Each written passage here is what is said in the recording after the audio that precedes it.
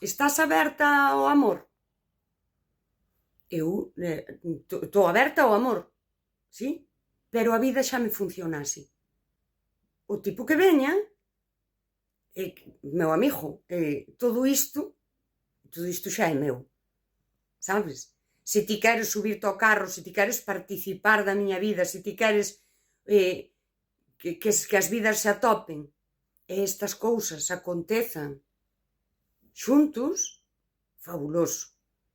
E se non, quítate da porta.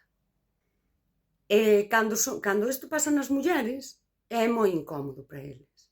Eu creo que non hai cousa máis incómoda para os homes que ver que unha muller funciona perfectamente sin el. A súa vida xa é plena.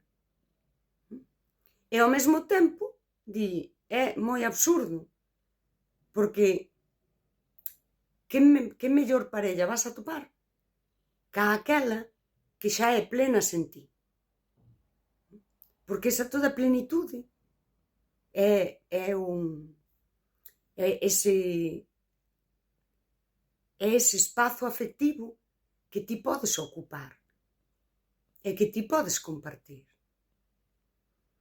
E hai unha tendencia a creer que hai que relacionarse desde a carencia, porque é o que pasa, que ao final moitas veces xuntámonos para cubrir eses vacíos, para cubrir esas carencias, e cada persoa está mirando para si, para cubrir o seu.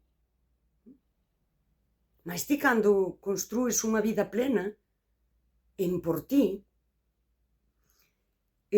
calquera persoa que chega á tua vida non ven cubrir nada, ven compartir.